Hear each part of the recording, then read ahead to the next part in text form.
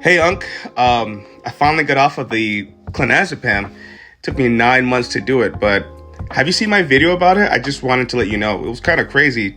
It's 9 months. What, man? Don't you see I'm busy reading the label of this iodized salt? What you want, boy? Salt, calcium, silk cake.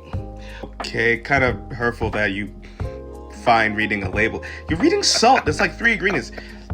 Anyways, I was trying to let you know that I just got off. What? Got off that homosexuality you all preaching about last time? No, stop. You want to tell me? You just Do not finally say anything floated away homophobic. there I in the know you're gonna go atmosphere. there. You did it in the last video we just did. What's clonazepam? This was a huge mistake. This was a terrible mistake. Ah! I'm gonna lose whatever little followers I have right now. No, the clonazepam. Remember, I was on a milligram of clonazepam for 15 years, and it caused all these kind of health issues. I did my 9th month taper, and I finally got off. This is gonna be like an update video or something, you know? Like, aren't you proud that I got off of this? I mean, it really affected my mental. Here we go again. You see, you millennials always complain about mental. Ooh, oh, my mental. Oh, my psychology. When we had issues back in the day, I mean, this depression that you had, felt whatever, like I was gonna die a lot of Benzo, those times, but we would just walk it off. You know, I fought in many wars, seen people die. And when I had issues, I'll walk it off or I'll go to work. Now everything's, mental issue. Look at me. You need to stop going to Instabook and Instagram and Face Chat and Snap Twitter. All those sites is making you soft. Making you soft like a key lime pie. I was in the hospital at least 50 times. Are you kidding? I was drunk. Uncle, you most of took those me to like times I half took of you those out. ER I thought visits. you went there for something serious, like gout or diabetes mellitus. You know, you can lose a leg with one of those. What we're talking about again? Yeah. You talking about this? You know, this issue you have sounds less like a disease of the body and more like a disease of the mind. It sounds incredibly. Oh yeah, that's what last year Auntie literally was with 5 big black. Yo, what's good? God damn it! It's your boy Samuel Talua, aka Lord of Darkness, aka Big Black Spartacus, aka the man who lurks in the shadows. Just doing another video, an update video on my journey so far, my recovery. So for those of you who tuned into my previous video, I was able to get off benzodiazepines, specifically clonazepam, about 6.5 weeks ago. I'm about 6.5 weeks out completely off of benzo. If y'all want to check out that other video of how I did it, including the long taper and the Ashton manual protocol that I followed, please check out my video. I'll put the link in the description. But what I wanted to do was just give an update of what's going on right now, how my life is after getting off of benzos. Because a lot of the information that I would see online was people who, you know, a lot of horror stories, you know, like death, sudden death, slight death, light death, kind of death, quiet death, aggressive death. but not much on how people felt after they were done with their taper. I was to be able to get off of benzos May 25th after a 9-month taper. So I progressively tapered down. My initial dose was 1 milligrams. But probably a little over, about 1.2, because I used to kind of just break the tablets in half. It took me 9 months of tapering, first cut down by about 5%, no more than 5% every week. After the taper, usually you enter what is called post-acute withdrawal, which usually lasts anywhere between 1 to 4 days, depending on the benzodiazepine you're taking. I was taking clonazepam, or the brand name Klonopin, which is a longer acting type of benzodiazepine, much more powerful and longer lasting than a Xanax. The half-life for clonazepam is 24 to 72 hours.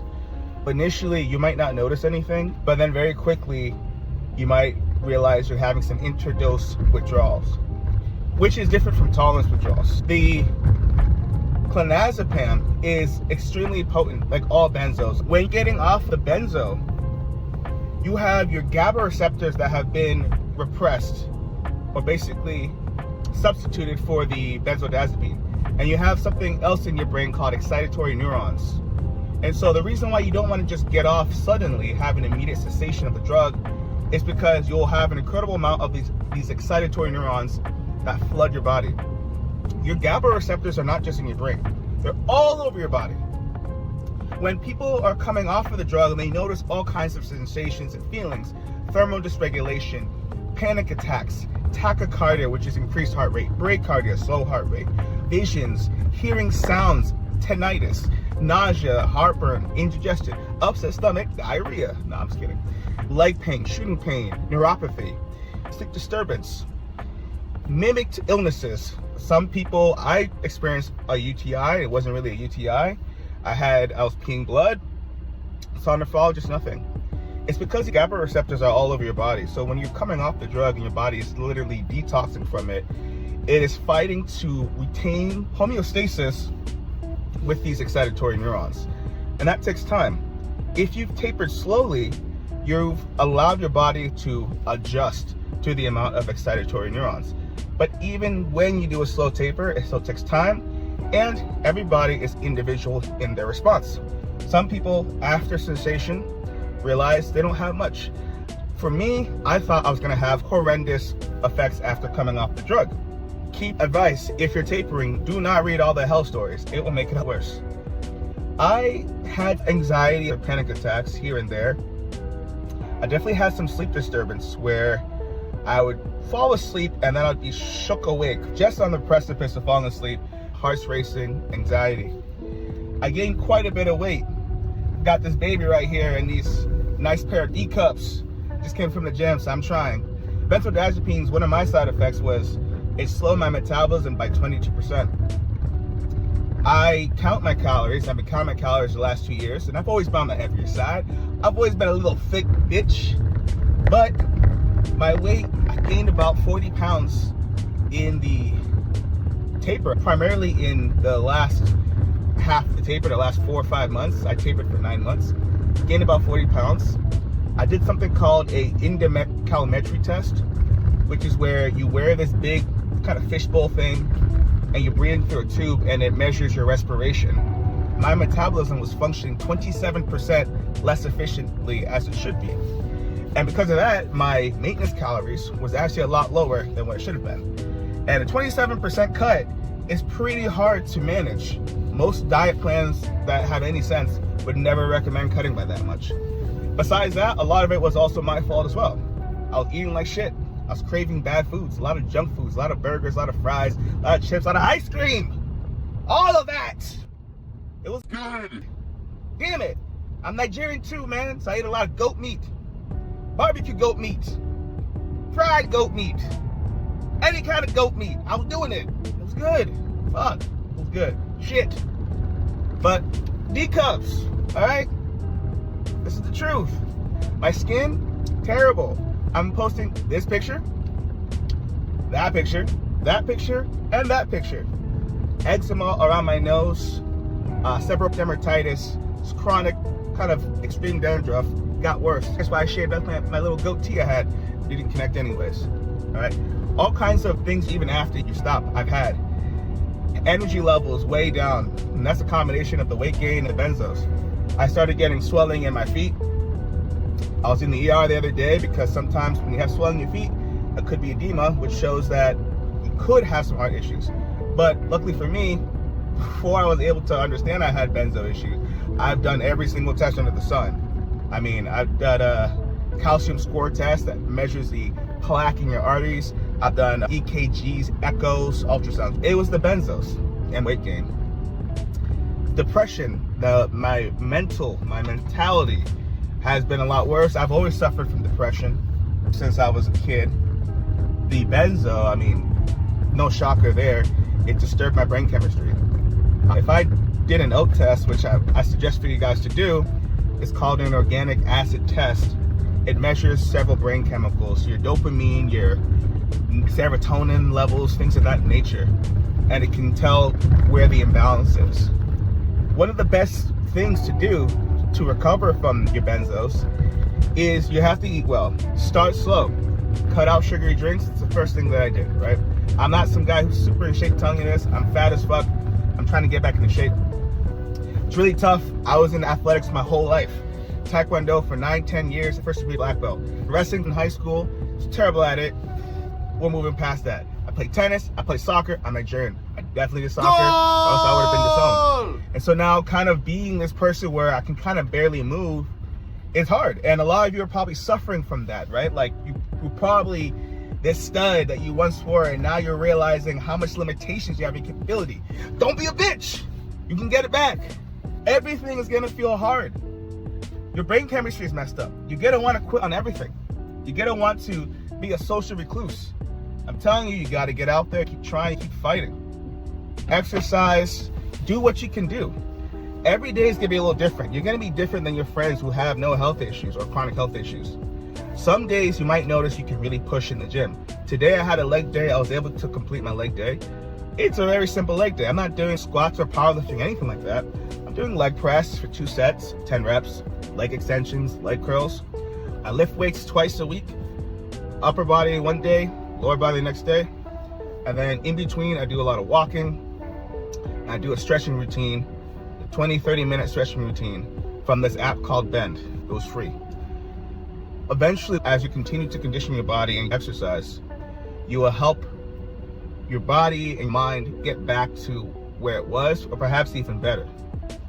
As long as you didn't incur brain damage coming off the benzo, meaning you didn't stop right away. And I repeat, do not quit benzos right away. Whatever doctor's telling you to do that, they have no clue about psychopharmacology. Any type of psychiatrics, you're never supposed to stop right away. If any of them tell you to stop, leave. Always taper and do a slow taper, as slow as you need to and as long as you need to. Trust me, it will make it worth it in the end. But if you have bind, this might take longer. You're gonna feel like you can't work out and be physical.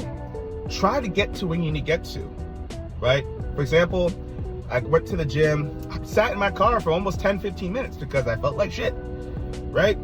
When you're working out, most people that work out, they feel good. You work out, you feel like crap. So why am I doing this? After about 10 minutes of convincing myself, I did it. Once my body got moving, I was able to keep going. A body in motion stays in motion. So that's where I am right now. I'm working out. I'm lifting weights twice a week. I'm doing cardio on the off days. I just got a new job as an underwriting assistant and work remotely. So this is kind of who I am. Just the game's coming in a little bit. A little bit. Oof, yeah, God, tore something. Shit. Anyways, don't forget to comment, like, subscribe. I'm gonna do another update in a couple weeks once I hit about 2 months, which is around the corner. If you have questions, drop me a comment in the comment section down below. Guys, we can do this. I know I'm being silly because the benzo whole thing is crazy, serious, scary, and intense, but anything can be accomplished if we have a solid plan, if we have support, and if we have a clear goal. Don't forget to comment, like, subscribe. Until next time, peace. A lot of people out there are struggling with tapering, so stay tuned. Please comment, like, subscribe. Thank you for the 10K. Until next time, peace. A lot of people out